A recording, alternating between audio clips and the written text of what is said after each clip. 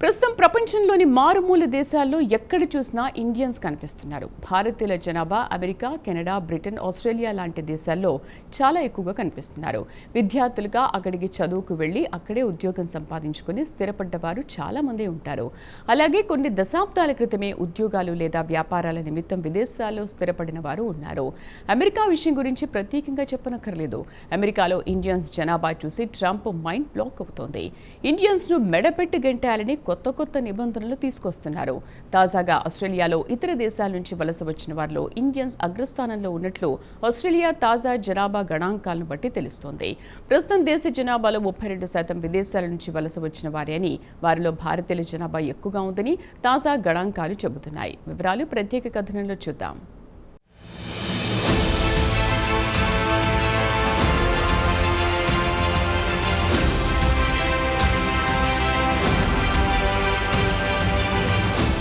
ప్రపంచంలోని ఏ మారుమూల ప్రాంతంలో చూసినా భారతీయులు కనిపిస్తున్నారు. అమెరికా, కెనడా, బ్రిటన్, ఆస్ట్రేలియాలో భారత సంతతికి చెందినవారు ఎక్కువగా ఉన్నారు. అలానే గల్ఫ్ దేశాల్లో లేరని కాదు, అక్కడ కూడా ఇండియన్స్ ఎక్కువగా ఉన్నారు. ఐటీ రంగం విస్తరించిన తర్వాత ఇండియాకు చెందిన టెక్కీలో ఎక్కువగా అమెరికా, కెనడా, బ్రిటన్, ఆస్ట్రేలియా వైపు ఫోకస్ పెట్టారు. విద్యార్థులుగా ఉన్నత చదువులకు ఇటు ఆస్ట్రేలియా నుంచి అమెరికా, కెనడా నుంచి బ్రిటన్కు వెళ్లి అక్కడే స్థిరపడ్డారు. ఇక తాజాగా ఆస్ట్రేలియా బ్యూరో ఆఫ్ స్టాటిస్టిక్ గణాంకాల ప్రకారం చూస్తే దేశంలోనే 32% జనాభా ఇతర దేశాల నుంచి వలసొచ్చిన వారికి పుట్టిన పిల్లలే అని తేల్చి చెప్పింది. India, England, China, New Zealand, Philippines నుంచి వలసొచ్చిన వారికి పుట్టిన పిల్లలే ఎక్కువగా ఉన్నారు.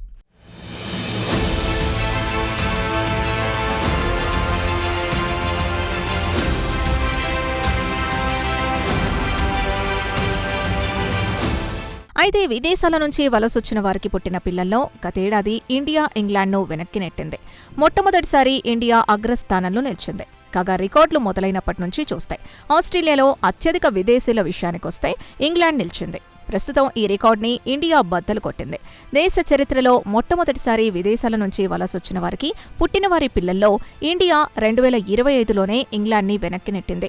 New Australia bureau of statistic ప్రకారం చూస్తే గతేడాది జూన్ 30వ తేదీ నాటికి చూస్తే దేశ జనాభా 27.6 మిలియన్లుగా తేలింది. వారిలో విదేశాల నుంచి వచ్చిన వారి జనాభా 8.83 మిలియన్లుగా తేలింది.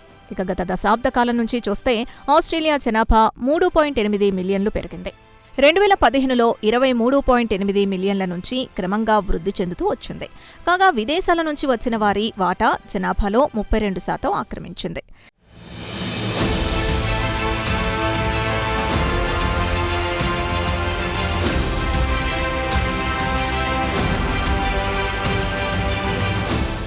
చివరగా ఆస్ట్రేలియాకు పెద్ద ఎత్తున వలసొచ్చింది మాత్రం 1891లోనే. అప్పుడిక్కడ గోల్డ్ రష్ చివరి దశ సందర్భంగా దేశంలోకి వలసలు విచ్చలవిడిగా వచ్చాయి. అటు తర్వాత 1947వ సంవత్సరంలో దేశం తీవ్రమైన ఆర్థిక సంక్షోభంలో కూరుకుపోయింది. దీంతో జనాభా 9.8% తగ్గిపోయింది. అంతకుముందు ఆస్ట్రేలియా వలసలతో కిటకిటలాడింది. కాగా విదేశాల నుంచి వలసొచ్చిన వారిలో 8.83 మిలియన్లుంటే ఇండియాకు చెందినవారు సుమారు 9,71,020 మంది వరకు ఉన్నారు. కాగా గత 4 సంవత్సరాల నుంచి ఇండియా నుంచి ఆస్ట్రేలియాకు వలసలు ఎక్కువయ్యాయి. అలాగే ఇంగ్లాండ్లో పుట్టిన వారి సంఖ్యలో 9,70,950గా నిలిచారు. ఇండియాతో పోల్చుకుంటే కాస్త తగ్గింది. అయితే గత దశాబ్ద కాలంగా ఇంగ్లాండ్ నుంచి ఆస్ట్రేలియాకు వలసలు గణనీయంగా తగ్గాయి. అయితే 2013లో అత్యధికంగా సుమారు 10 లక్షల మంది ఉంటే ప్రస్తుతం ఆ మార్కు కంటే కిందికి దిగొచ్చింది.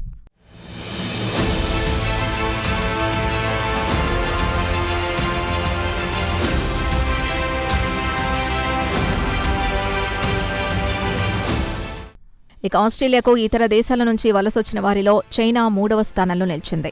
సుమారు 7,32,000 మంది చైనీలున్నారు. 2024లో నమోదైన జనాభాతో పోల్చుకుంటే అదనంగా 32,000 మంది వరకు వారి జనాభా పెరిగింది.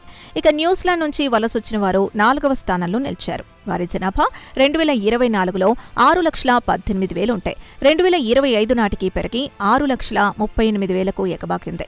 ఇక 5వ స్థానంలో ఫిలిప్పీన్స్కు చెందిన వారు నిలిచారు. గతేడాది ఫిలిప్పీన్స్ నుంచి వచ్చిన వారి జనాభా 4,12,530 మంది కాగా అంతకుముందు అంటే 2015తో పోల్చుకుంటే వారి జనాభా రెట్టింపైంది.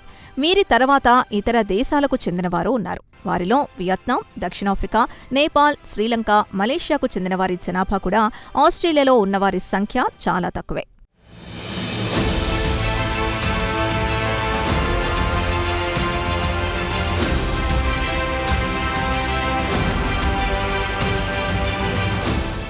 ఇక 2015 నుంచి చూస్తే ఇటలీ, ఇంగ్లాండ్కు చెందిన జనాభా గణనీయంగా తగ్గుతూ వచ్చింది. ఈ రెండు దేశాల నుంచి వలసొచ్చిన వారి సగటు వయసు ప్రస్తుతం 60 ఏళ్ల వరకు ఉంటుంది.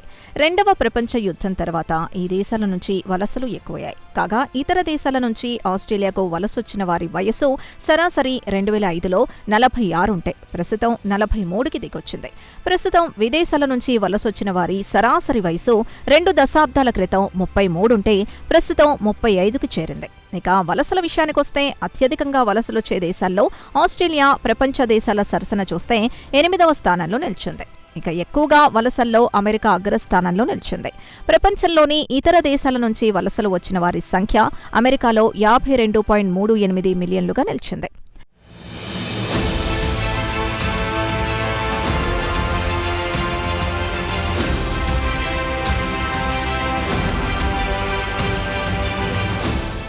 కాగా ఆస్ట్రేలియా ప్రభుత్వం 2025-26 ఆర్థిక సంవత్సరంలో పర్మనెంట్ మైగ్రేషన్ ప్రోగ్రాంను ప్రారంభించింది. సుమారు 185,000 మందిని దేశంలోకి అనుమతించింది. ఎక్కువ స్కిల్డ్ వర్కర్స్ అంటే అనుభవజ్ఞులైన వారిని దేశంలోకి ఆహ్వానించింది. అయితే 2025-26 సంవత్సరంలో నికరంగా విదేశీ వలసలు 2,60,000గా ఉండవచ్చునని అంచనా వేసింది. కోవిడ్ తర్వాత నుంచి చూస్తే గరిష్ట స్థాయి నుంచి వలసలు తగ్గుదల కనిపించింది.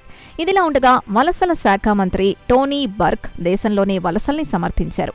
అయితే ఇటీవలే ఆస్ట్రేలియా వలస విధానాన్ని సంస్కరించడానికి ఒక ప్రణాళికను ప్రకటించింది.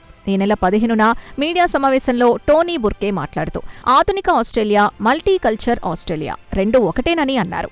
ఇతర దేశాల నుంచి వచ్చిన వారు ఆస్ట్రేలియాను ప్రేమిస్తున్నారు. ఈ ఖండంలో నివసించేవారు దాదాపు ప్రతి ఒక్కరూ ఆస్ట్రేలియాని ప్రేమిస్తారు. వారు ప్రేమించేది ఆధునిక ఆస్ట్రేలియానే.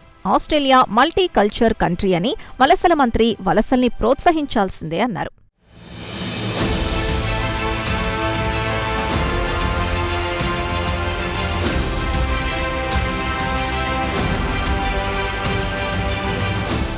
ఇదిలా ఉండగా ప్రతిపక్ష నాయకుడు ఆంగస్ టేలర్ క్షీణిస్తున్న వలస ప్రమాణాల పట్ల ఆందోళన వ్యక్తం చేశారు.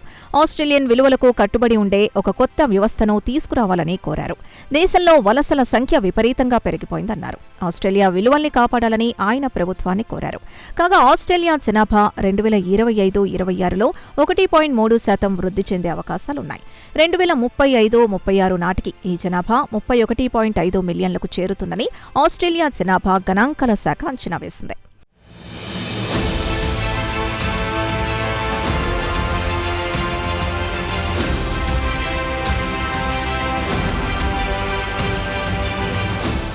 ఇక ఇండియా జనాభా ఆస్ట్రేలియాలో ఎక్కువగా ఉన్న ఆస్ట్రేలియా ప్రధానమంత్రి ఆల్బనీస్ ఇండియాతో స్నేహహస్తం కోసం తహతహలాడుతూ ఉంటారు. ఇరు దేశాల మధ్య డిఫెన్స్ ట్రేడ్ టెక్నాలజీపై సంతకాలు జరిగాయి. ఇరు దేశాల మధ్య ద్వైపాక్షిక వాణిజ్యం 2023-24లో $24 బిలియన్ ఉంది. ఏడాది 10% చొప్పున వాణిజ్యం పెంచుకోవాలని ఒప్పందం కుదుర్చుకుంది. కాగా India petroleum products, drugs, pharmaceuticals, industrial machinery ఎగుమతి చేస్తోంది. ఆస్ట్రేలియా ఇండియాకు బొగ్గు, బంగారు, పప్పు ధాన్యాలు ఎగుమతి చేస్తోంది. 2030 నాటికి ఇరు దేశాల మధ్య $100 బిలియన్ వ్యాపారం పెంచుకోవాలని నిర్ణయించాయి. ప్రస్తుతానికి ప్రధాని మోదీకి ఆస్ట్రేలియా ప్రధాని ఆల్బనీస్కు మధ్య సన్నిహిత సంబంధాలున్నాయి కాబట్టి ఆస్ట్రేలియాలో ఇండియన్స్కొచ్చిన ఇబ్బందేమీ లేదంటున్నారు పొలిటికల్ ఎనలిస్టులు.